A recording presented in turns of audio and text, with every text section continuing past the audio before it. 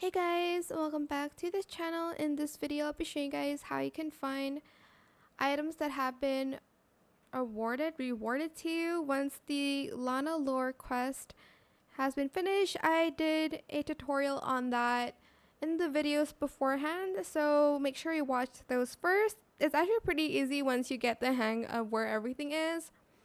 So go to this wardrobe, press E, and then basically it's here. If you can't find it, it's in the trophy section. So this is for the masculine body, and this you get this dress, this armor, and this bird, and it's super cute.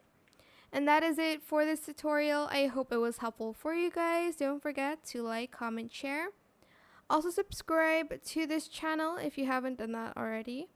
If you have any more questions about this video, just leave it in the comment section down below. I will try my best to answer them all for you guys. And if you found this video helpful, please click the thanks button as well.